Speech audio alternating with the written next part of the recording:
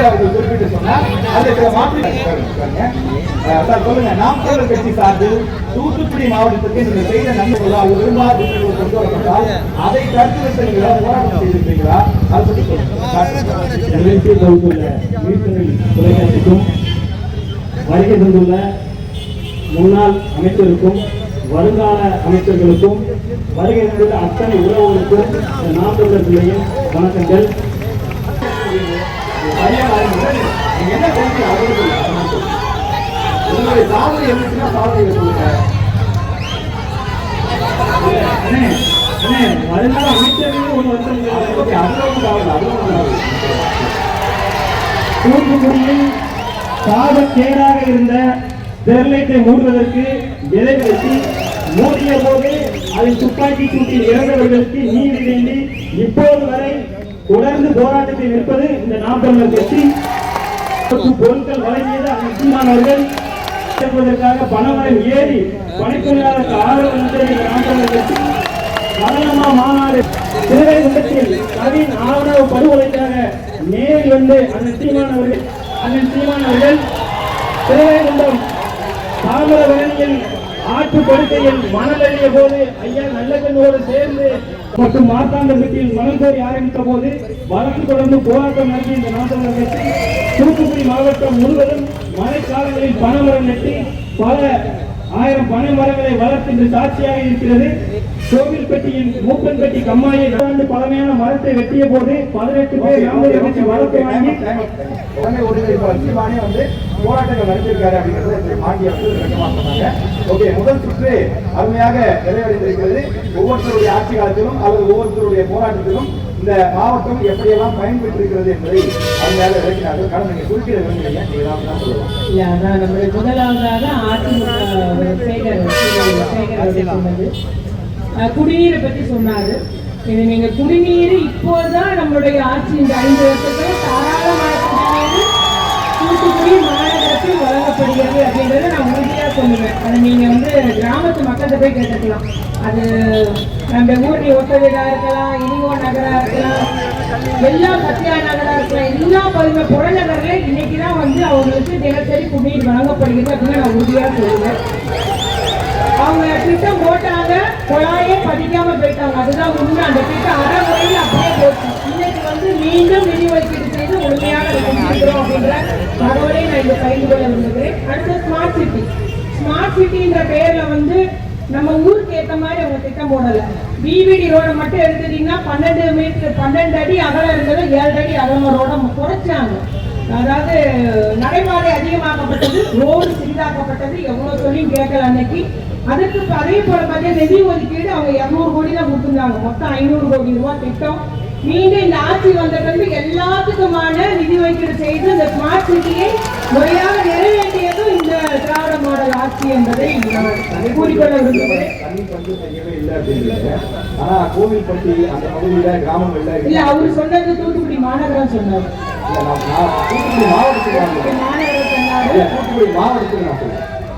தூத்துக்குடி மாவட்டத்துக்குமே வந்து 323 கிராமங்களுக்கு இப்ப ஒரு குடிநீர் திட்டம் 1 மாதம் ஆயிருக்கு. விளாத்திக்குளம் தொகுதி முழுசுமே கோயில்பட்டி தொகுதியில ஒரு சில கிராமங்கள் இருக்குன்றாங்க. அதுமே அதிமுக பிரச்சாரத்துக்கு வந்தப்ப அவரை இடைமறிச்சு மக்கள் குடங்களோடு கொண்டு போய் அவர்கிட்ட புகார்லாம் கொடுத்தாங்க. அதுக்கு அப்புறம் தாங்க அந்த விளாத்திக்குளம் ஒட்டப்படாத தொகுதிக்குரிய திட்டம் தொடங்கியிருக்காங்க. இந்த கோயில்பட்டியில ஒரு சில இடத்துல இருக்குன்றாங்க. அதுவுமே நம்ம வந்து புதிய திட்டத்தை மூலம் தீர்த்து விடலாம் அப்படின்றத நான் இங்க கூறிக்கொள்ள விரும்புகிறேன். அது போல பாத்தீங்கன்னா நம்ம மொத்தம் 784 கோடி ரூபாய் உட்கட்டமைப்புக்கு மாநகராட்சிக்கு மட்டுமே இந்த அரசு நிதி ஒதுக்கீடு செஞ்சிருக்குது அப்படின்றத நான் இங்க கூறிக்கொள்ள விரும்புகிறேன். அதே போல பாத்தீங்கன்னா அவர் வந்து போராட்டம் நடத்துறதே வந்து அவர் உத்தரவு போட்ட மாதிரி பேசுறாரு. ஆட்சி அவரை கொடுத்து பாருங்க. இல்லைங்க, அதெல்லாம் உங்க நேரம் பண்ண முடியாது. அது நீங்க தேர்தல்ல போட்டியிட வேண்டிய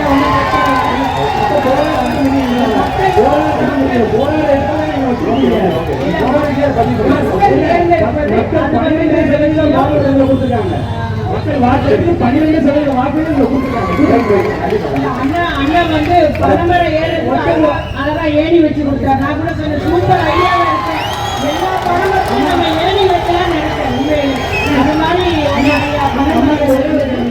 பணமரை ஏறினாலும் கல்லை இறக்கணும் நாங்க நினைக்கிறோம். நீங்க ஆதரிச்சா எடுத்துக்கலாம். நேரடி கல்வி கல்லை இறக்கிறது நான் எதுக்குறேங்க போதுமா? கல்ல இறக்கிறது பதநீர் இறக்குறதுக்கு நல்ல ஐடியா இருக்காங்க. அவங்களுக்கான அதுக்கான பயன் இருக்கு. இப்ப எனக்கு இந்த இடத்துல ஒரு கேள்வி இருக்கு. என்னன்னா, நாம் தமிழர் கட்சி கல்லை ஆதரிக்கிறீங்க, கல் வேணும், உணவின் ஒரு பகுதின்னு சொல்றீங்க. நம்ம வல்லவரையும் ஏற்றுக்கிறோம், கல்லையும் ஏற்றுக்கிறோம். வல்லவருடைய கொள்கைப்படி கல் குடிக்கக்கூடாது. நான் சொல்றேன், நான் ஒரு பழனிச்சோரை நான் நிறுத்துறேன். நல்ல உணவு பொருளா மாறுது. அப்ப இந்திய அரசியலுக்கு எதிராக உணவு நீங்க பேசுறீங்க. இளமை முதலே கல் வந்து மயங்க போகணும் அப்படிங்கிறதா இருக்கு. சரிங்களா? கல் குடிக்க கூடாது, கல் உண்ணாமை, கல் குடிச்சா என்ன மாதிரி தீமைகள் ஏற்படும் திருவள்ளுவர் விளக்குறாரு. நம்ம திருக்குறளை ஏற்றுக்கிறோம், திருவள்ளுவரை வந்து மதிக்கிறோம், நம்ம நாம் தொடர் மதிக்கிறோம். ஆனா அவர் சொல்றதையும் நம்ம ஏற்க மாட்டேங்கிறாங்க. அப்ப ரெண்டுக்கும் முரண்பாடு இல்ல. இல்ல அதாவது நான் இப்படி சொல்றேன்ல, கல்லுங்க பணக்காரங்க பேர்ல கொடுக்குறோம். ஆனா கலப்படம் இல்லாம வேதிப்பொருள் இல்லாம நன்மைக்கு கொடுக்குறோம். கலப்படமாகவும் ஒரு சுத்தமான கல்லை எடுத்து கொடுத்தா போதை போதை தானே? கண்டிப்பா இல்ல. கல்லுங்க வேதிப்பொருள் கலந்தா தான் கலப்படம். சில மக்கள் பார்த்துட்டு இருக்காங்க. ஓகே ஓகே, அது முடிச்சிடலாம். அது கல்லுக்காக நிறைய பேச முடியாது. மேடம், இப்ப நீங்க அந்த 2ஆம் நம்பர் கேட் 2ஆம் நம்பர் கேட்டு அதுக்கு எப்பதான் நிரந்தர தீர்வு கொடுப்பீங்க?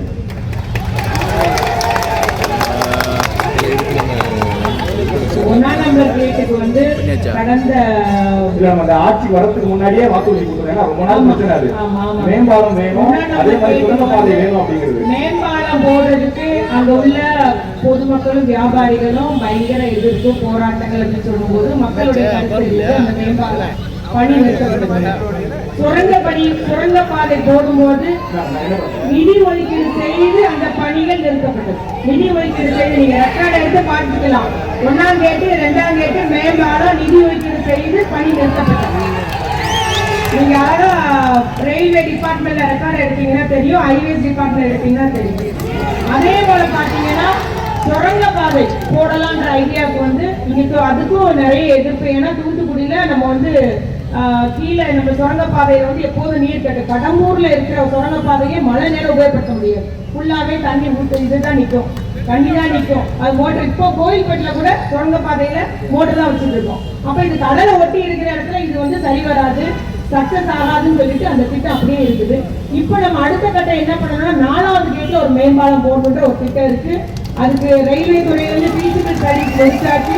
ரயில்வே வந்து அதுக்கு ஒத்துக்கிட்டாங்க, ஆமா அதுல வேணும், டிராபிக் அதிகமா இருக்குன்னு சொல்லிட்டு. அதே போல ஸ்டாஃப் ஸ்கூல் பக்கம் ஒரு நடை மேம்பாலம் வேணும். அது போல 2வது கேட்ல முதல் கேட்லயும் வந்து ஒரு நடை மேம்பாலம் வேணும். எனக்கும் ட்ரெயின் வந்து கோச்சஸ் அதிகமானதுனால எப்போதும் மூடி கிடக்கிற ஒரு நிலம் வருது 1வது கேட்ல. அப்படின்றதுக்கு நாங்க அது போல நெகிலேஷன் நகர்ல ஒரு மேம்பாலம் வேணும் அப்படின்றது இப்ப நாங்க வளர்ச்சி கேட்கிறோம். இது என்னன்னா, ஒரே ஒரு சின்ன குறிக்கீடு என்ன அப்படின்னா, நம்ம 2021 வாக்குறுதி கொடுக்கும் போது என்ன நிலை இருந்ததோ அந்த நிலை அப்படியே இருக்கு. 5 வருஷத்துல முன்னேற்றம் இல்லை அப்படிங்கிற மக்களுடைய கருத்தை நீங்க வந்து 2வது கேட்டு 1வது கேட்ல உள்ள அங்க உள்ள மக்கள் குடியிருக்கிறவங்க வியாபாரிகிட்ட கேட்டீங்கன்னா தெரியும், அவர்கள் இதற்கு வந்து ஒத்துழைப்பு தரவில்லை. அதனாலதான் அந்த நீதி மேம்பாலம் வந்து புரட்சி தலைவர் அம்மாவுடைய காலத்துல கொண்டு வரப்பட்ட திட்டம் வந்துருச்சுங்களா? மேம்பாலம் ரெண்டு முறை வாக்குறுதி கொடுத்தீங்க. 2 முறை வாக்குறுதி கொடுத்தீங்க. முழுசா 10 வருஷம் அவங்க 5 வருஷம் இருக்காங்க. அவங்க கிட்ட கேள்வி இருக்கு. உரிய வேலைகள் செய்யப்பட்டது. ஆனால் திமுக ஆட்சி காலத்தில் கிடப்பில் போடப்பட்டது. அவருக்கு அதுக்கான காரணம் நாங்க என்ன செய்யணும், இதுல என்ன செஞ்சாங்க?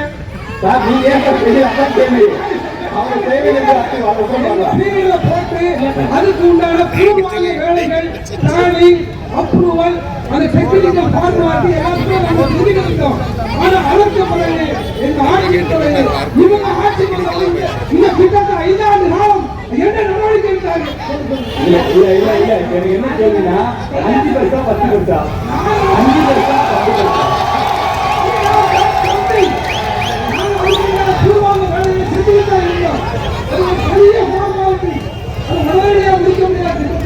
திட்டத்துக்குண்டான வேலைகள் பிளானிங் எல்லாமே அரசாங்கம் செஞ்சிருக்கிறாங்க. ஆனா அது செஞ்சு கொண்டு ஆட்சி கொண்டு இல்லை. இதை நாம 5 இந்த திட்டத்திற்காக என்ன செய்தார்கள்? ஓகே ஓகே அவர் வழக்கறிஞர் செய்யறதுக்கு தெரியும். அவர் நம்முடைய உயர்நீதிமன்றத்துல, மதுரை உயர்நீதிமன்றத்துல இந்த பாலம் போடக்கூடாது என்பதற்காக ஒரு வழக்கு போட்டு வச்சிருக்காங்க. இன்னும் வரைக்கும் அந்த வழக்கு நம்பர் ஆகி அதை விசாரணைக்கு ஒன்றும் தெரியும். அதுக்காக உங்களுடைய ஆட்சி காலத்திலே அவர் வந்து கிளப்பியதற்கு காரணம் ஒரு தனிநபருடைய வழக்குதான் காரணம் என்பது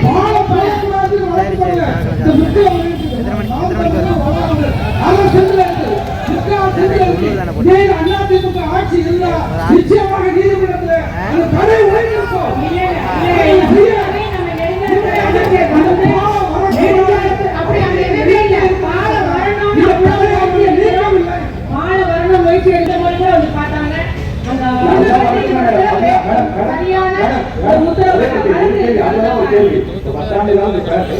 மாணவர்களே, நாம எடுத்த பேட்டியில ரொம்ப முக்கியமான பாடமா சொன்னாங்க. என்னை விட உங்களுக்கு எல்லாருமே நல்லா தெரியும் அது எவ்வளவு முக்கியமானது அப்படின்னு சொல்லி. இந்த 5 வருஷத்துல நம்ம செஞ்சு கொடுத்தோம்னா மக்கள் பாராட்டி இருப்பாங்க திமுக.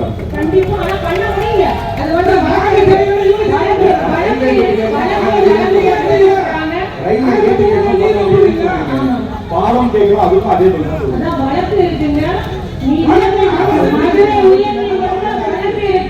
வழக்கு முடியாத அதெல்லாம் ஃபாலோ பண்ணிட்டா இருக்கும். எல்லாம் பண்ணிட்டாங்க.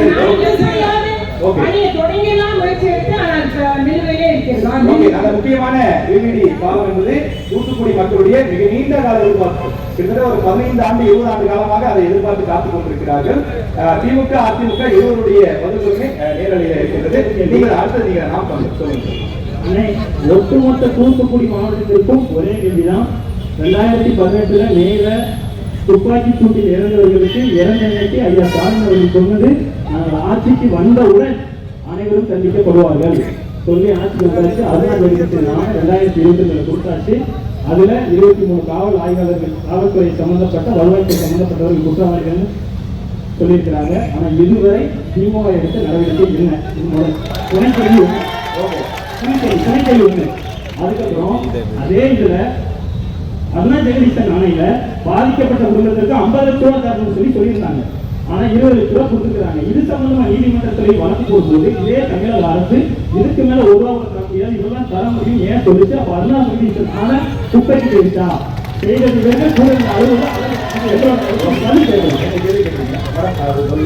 போஸ்ட் எல்லாமே அரசு அவங்க படிப்புக்கு ஏற்ற அரசு வேலை எல்லாத்துக்கும் கொடுத்துட்டாங்க. எல்லாத்துக்கும் கொடுத்த முதலமைச்சர் இது பண்ணிட்டாங்க. அப்புறம் அவர் மீறி இந்த வழக்குகள் நிறைய மக்கள் மேல, பொதுமக்கள் மேல இந்த வழக்குகள் இருந்து வழக்குகள் எல்லாம் நம்முடைய அரசு அதுக்கு முயற்சி எடுத்து வழக்குகள்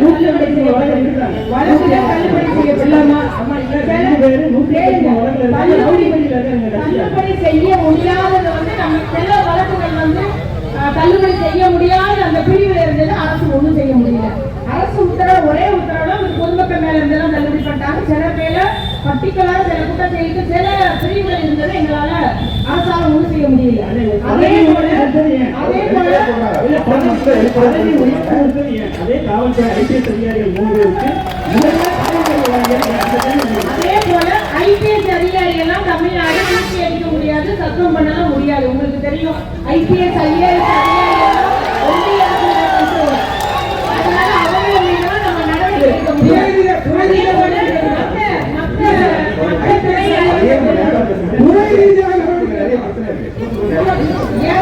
ரீதியாக நடவடிக்கை முடியாது.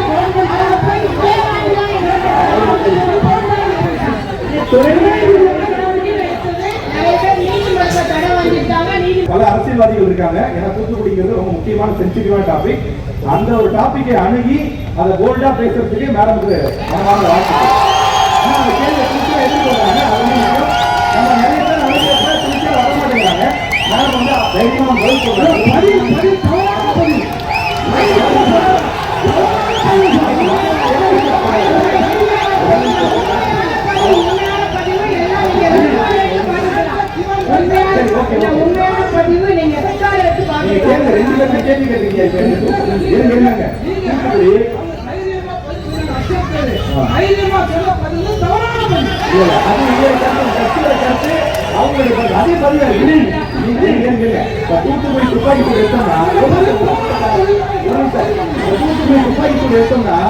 அதிமுக ஆட்சியாளர் முன்னெடுங்க அது ஆட்சியாளர்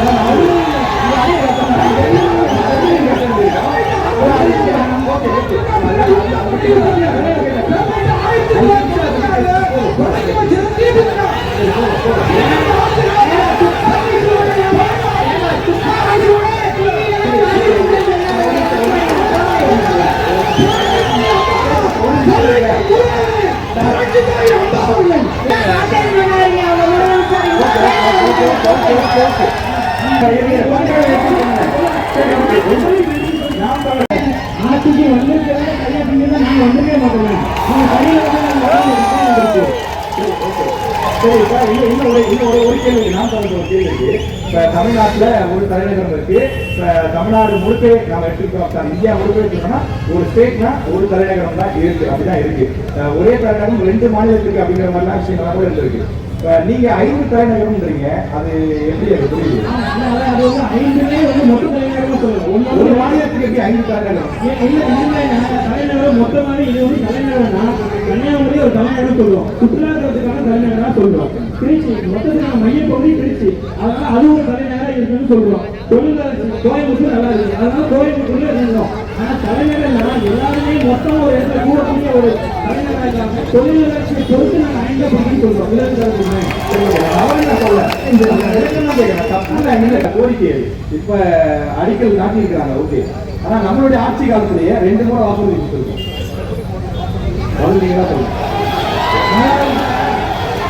அதுக்கு திட்டங்கள் தயார் செய்யப்பட்ட அனைத்து திட்டங்களும் நீங்களே ஒத்துக்கிட்டீங்க. இந்த திட்டமும் புரட்சி தலைவர் எடப்பாடியாருடைய ஆட்சி காலத்தில் ஆரம்பிக்கப்பட்டது.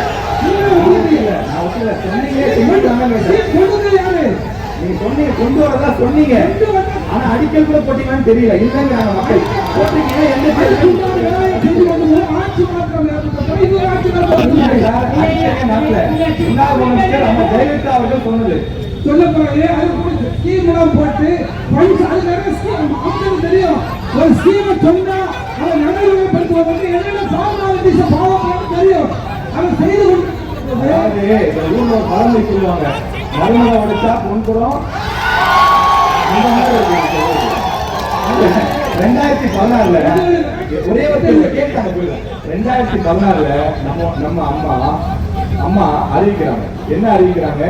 நாங்க இந்த சாலையை கொண்டு வருவோம், இதை கொண்டு வந்தா அந்த ரயில்வே ஸ்டேஷன் போறதுக்கு மக்களுக்கு பயன்படும், சுத்தி ஒரு 22 கிராமம் இருக்குதா சொல்றாங்க, அந்த மக்களுக்கும் சேர்த்து பயன்படும் சொல்லி வாக்குறுதியா கொடுக்குறாங்க. 2016 தூத்துக்குடி மாவட்ட மக்கள் இரட்டைகளுக்கு வாக்களிச்சிங்க அப்படின்னா இந்த சாலையை நான் கொண்டு வரோம், தூத்துக்குடி மணியாட்சி சாலையை கொண்டு வரோம்னு சொல்லி சொல்றாங்க. ஆனா முழுசா 5 வருஷம் ஆட்சியில் இருந்தாங்க, அதை செஞ்சு கொடுக்கல. அடிக்கலாம் நாட்டிருந்தீங்கன்னா அடிக்கல் ஆட்சியில பாதி அடிக்கல் நாங்க நாட்டுல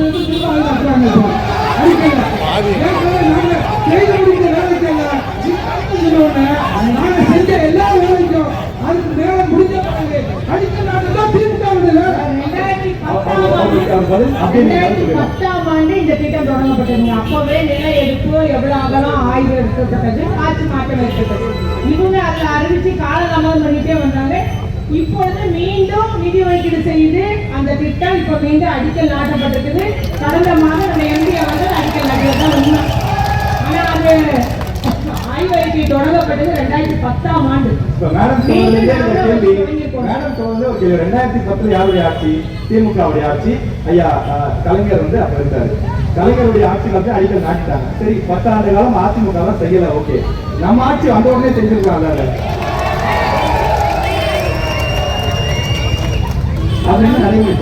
இல்ல, அதுல வந்து என்னன்னா கொஞ்சம் ரோடு வந்து இடம் எடுக்கப்படாம இருந்தது. நிலம் எடுக்கப்படல.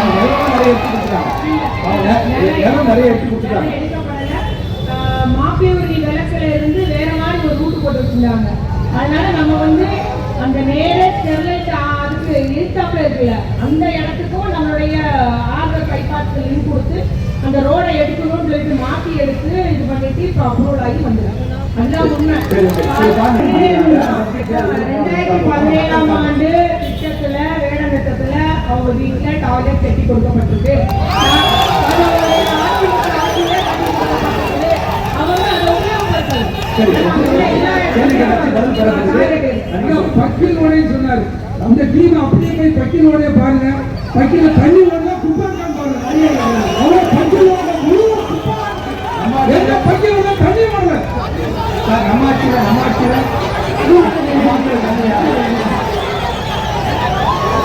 ஆட்சியில சுத்தமான தண்ணி போட்டா மக்கள் தெளிவா போச்சு.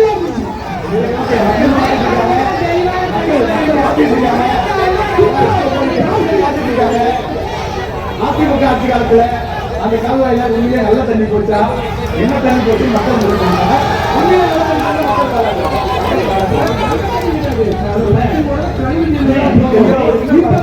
தண்ணி கழிவு போறதுக்கு வழி இல்லை சார். நீங்க இந்த டீம் அப்படியே பாருங்க. இப்படியே பாருங்க. அவ்வளவு குப்பையா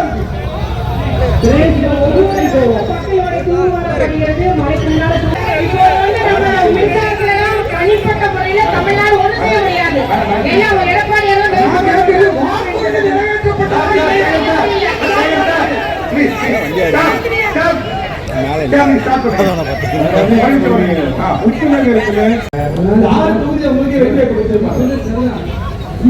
தமிழ்நாட்டை ஆளக்கூடிய ஸ்டாலின் தலைமையில் உள்ள அரசாங்கம் கேள்வி அது இல்ல, கேள்வி அது இல்ல. ஆட்சி காலத்துல இந்த அரசை பற்றி கேள்வி இல்லை. ஏற்றிலிருந்து இன்னைக்கு வரைக்கும் மத்திய அரசாங்கம் எடுக்கிற ஒரே ஒரு வேலையை தான் இன்னைக்கு தமிழ்நாடு அரசாங்கம் செஞ்சிருக்கு.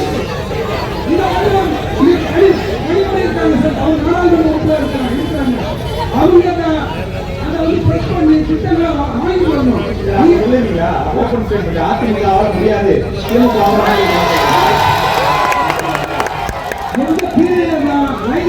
தூத்துக்குடி ரயில்வே எல்லாம் நிறைய திட்டங்களை கொண்டு வந்திருக்கோம். இந்த திட்டங்களை கொண்டு வந்திருக்கோம். ஆனா இப்ப இந்த அரசாங்கம் வந்த பிறகு சரியான ஒரு அனுமதி பண்ணி திட்டங்களை பெறுவதற்கு இவர்களுக்கு தகுதியில்லாத நிலையம் அதற்குள்ள வேலைகள் செய்யவில்லை. அதனால ஐயா என் கேள்வி ரொம்ப சிம்பிள் ஐயா. 10 வருஷம் நம்ம ஆட்சி வரணும் ஐயா.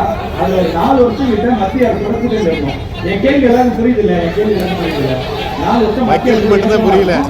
நாம அந்த 4 வருஷத்துலயோ இல்ல அந்த 10 வருஷத்துலயோ இல்ல ஆட்சியில இல்லைன்னா பரவாயில்ல, தமிழ்நாட்டில் பிரதான எதிர்கட்சி மத்திய அரசுக்கு நம்ம தான் சண்டை போட்டு இப்ப ஐயா கூட சொன்னாரு, EPS அவர்கள் சொன்னார் 100 நாள் வேலை திட்டத்தை இன்னைக்கு 150 நாளா அறிவிக்க போறாங்க, நான் கொடுத்து அழைத்தோங்க அப்படின்னு சொல்லி ஒரு பேட்டி கொடுத்திருந்தாரு. அப்போ ஒரு எதிர்கட்சியா இருந்து சாதிக்க முடியும் EPS ஐயா சொல்றாரு. அந்த மாதிரி தூத்துக்குடி 2 ரயில் வாங்கி நிறைய அழுத்தம் கொடுக்கப்பட்டிருக்குது.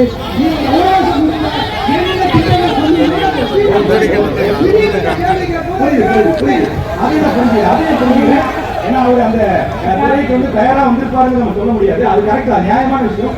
அதையும் ஏற்கிறேன் சார், ஏற்கிறேன். மேடம் நீங்க சொல்லுங்க, மேடம் நீங்க சொல்லுங்க.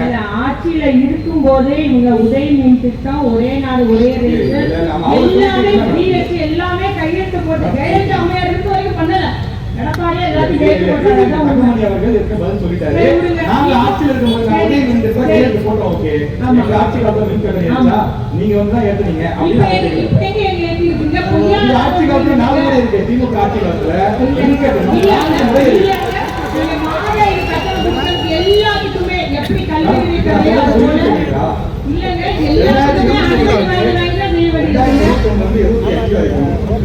கல்வி தமிழ்நாட்டில் மின்சார கட்டணம் ஏறிச்சு. ஆமாவா இல்லையா?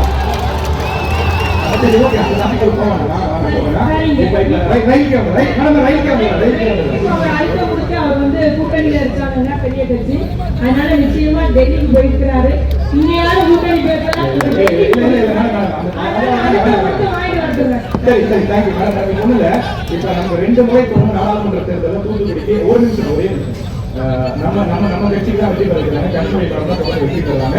இருக்கக்கூடிய 6 சட்டமன்ற தொகுதிகளிலும் அதிகமான சட்டமன்ற தொகுதி திமுக தான் வெற்றி பெற்றிருக்கீங்க. சில மாவட்டங்களுக்குலாம் பார்த்தீங்கன்னா அமைச்சர்களே இல்லை. ஆனா தூத்துக்குடிக்கு 2 அமைச்சர் கொடுத்திருக்காங்க.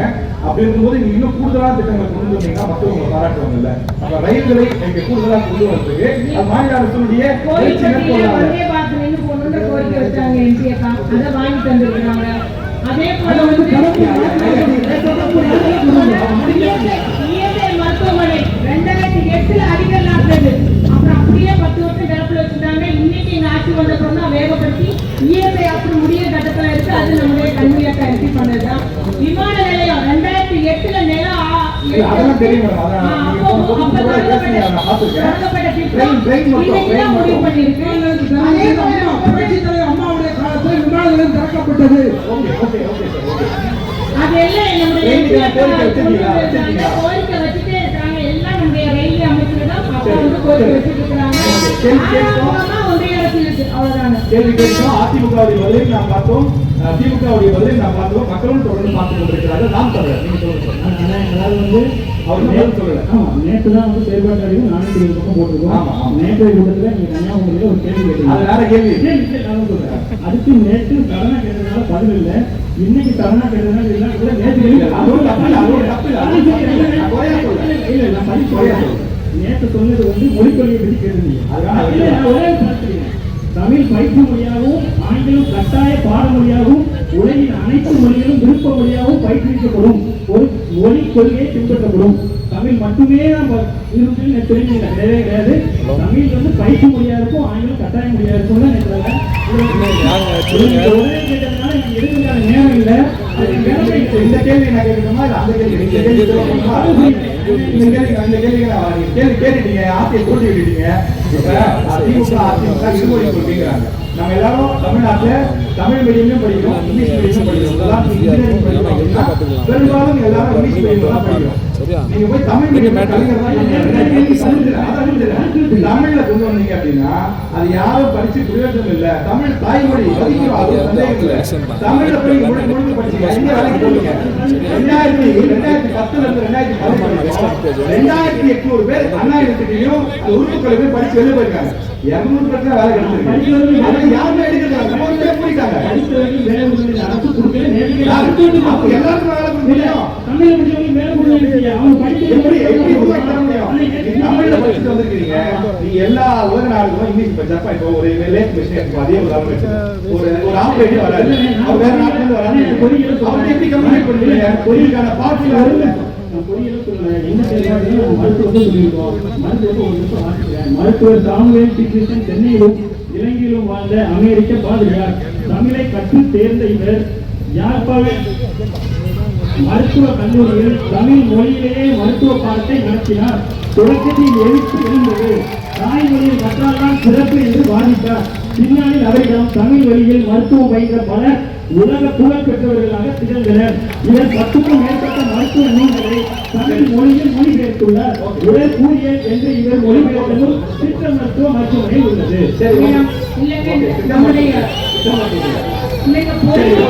மருத்துவத்துறையோட எல்லா அந்த பாட படிப்புகளிலே தமிழாக்கம் பண்ணி செஞ்சிருக்காங்க நம்முடைய முதலமைச்சர். இல்லைன்னு நான் சொல்றேன்.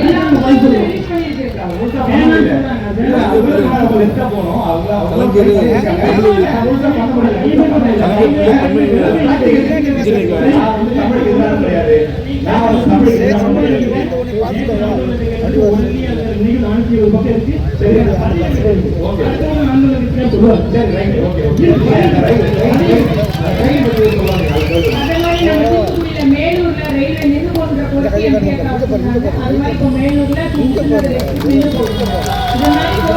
ஒவ்வொரு தடவையும் வச்சு அப்பா வந்து ஒன்னா பெற்றுக்கொண்டுதான் இருக்கிறாங்க உங்களுடைய எம்பி. அந்த ட்ரெயின் எல்லாமே இல்ல.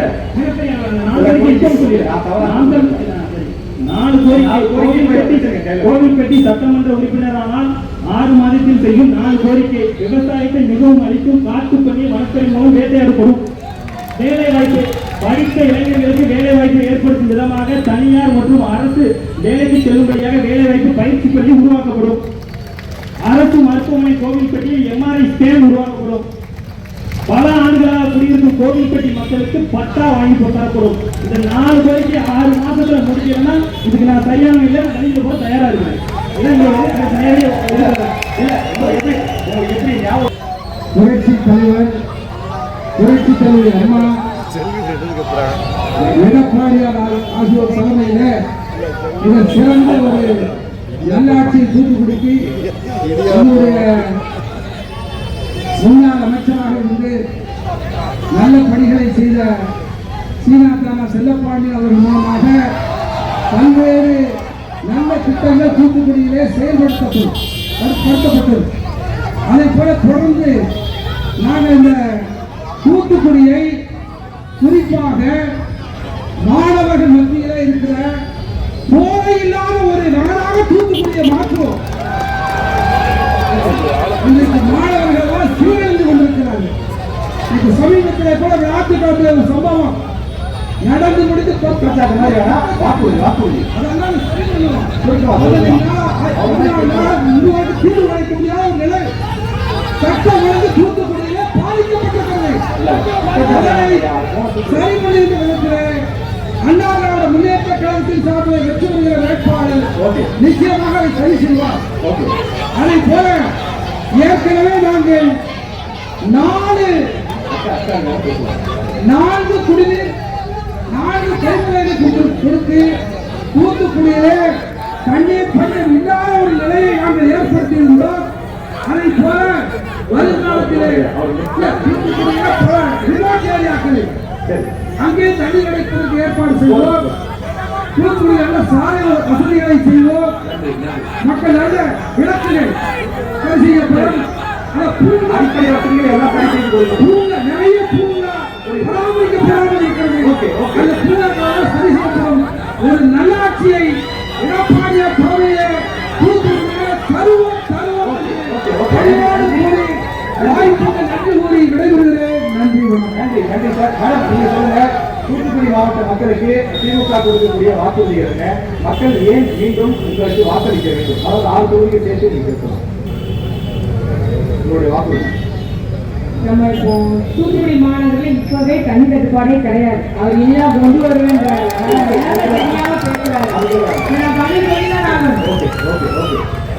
அதே மாதிரி பாத்தீங்கன்னா எடப்பாடியார் ஆட்சி இருந்த காலம் இருந்தாலும் மறந்துட்டு பேசுறாரு.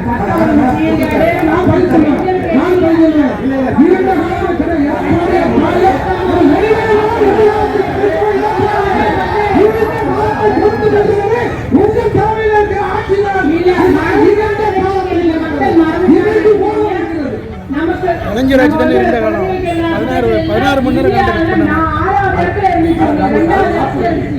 அவர் ஆட்சியில் 6ல இருந்து 11 உங்களுக்கு தெரியாதா? 6ல இருந்து 11 எங்க சரி பண்ணி ஆட்சி முடிகிற வரைக்கும் சரி பண்ணி அம்மா வந்து ஸ்பெஷல் இது பண்ணிச்சு. அப்போ நீங்கள் தூக்கிட்டு இருந்தீங்க, அது பார்க்கணும்ல. இப்போ இருந்துச்சு என்ன கேட்கல, அப்போ அது கூட தெரியாமல் தெரியுது. 3-5 இடங்கள்லமே வந்து 2 தண்டவாளத்தால் 2 பிரிக்கப்பட்ட நகருக்கிடையே இணைப்பு ஏற்படுத்தப்படும். அதுபோல துறைமுக சாலை, திருநெல்வேலி சாலை, அந்த லாஜிஸ்டிக் பார்க் ஒன்று உருவாக்கப்பட்டிருக்கு அள்ளிக்குளத்தில். அந்த 3 இணைக்கக்கூடிய அளவில் ஒரு இணைப்பு சாலை, மாநகரத்தோடு இணைக்கக்கூடிய ஒரு இணைப்பு சாலை வேணும். ஏன்னா மாநகரத்துக்கும் அந்த அவுட்டர் சுற்று இறங்குறது லிங்க் பண்றது ரொம்ப சிரமமா இருக்கு. அது ஒன்று பண்ணணும். அதே போல கோயில்பட்டியிலும் அதே சுற்றுச்சாலை, கோயில்பட்டியிலிருந்து அந்த எட்டயபுரம் மதுரையோட இணைக்கக்கூடிய ஒரு சுற்றுச்சாலை கோயில்பட்டியை உருவாக்க வேண்டும். அதுபோல கோயில்பட்டியில இருக்கிற அந்த தீப்பெட்டி தொழில், கடலமிட்டாய் தொழிலை பாதுகாக்கிறேன் அவங்க கோரிக்கை வச்சுதான் வந்து செய்ய வேண்டும். அதுபோல நம்ம குடிப்பது கூடுதலா வேணும். நாங்கள் மிளகாய் பதப்படுத்துறோம், அதுக்கு ஏற்பாடு பண்ணுவோம். எப்படி தூத்துக்குடி மாவட்டத்தில் குடிநீர் வசதி சரிப்பட்டதோ அது போல பிற கிராம பகுதிகளிலும் அந்த கோயில்பட்டி தொழில் கிராம பகுதியில் நம்ம குடிநீர் வசதி, அதுபோல திருச்செந்துறை ஒட்டுள்ள பகுதி குடிநீர் வசதி செய்திட வேண்டும். அதுபோல தூத்துக்குடி சிசிடிவி கிட்டத்தட்ட 2000 சிசிடிவி தூத்துக்குடி மாநிலத்தை ரெடி பண்ணியிருக்கோம். அதுபோல எல்லா இடங்களுமே வந்து அந்த சிசிடிவி கேமராக்கள் உருவாக்கிட வேண்டும். இவ்வாறு தகவல் மையம் எங்க போனாலும் இப்போ திருச்செந்தூர், தூத்துக்குடி போன்ற முக்கியமான இடங்கள்ல தகவல் மையமும் அமைக்கிற வேண்டும் என்பது எங்களுடைய திட்டம், எதிர்கால திட்டம். அதனால் நிச்சயமாக சொன்னதே செய்யக்கூடிய திராவிட மாடல் ஆட்சி நீங்கள் ஆதரவு தர வேண்டும், வெற்றி பெற வேண்டும். நன்றி. நன்றி.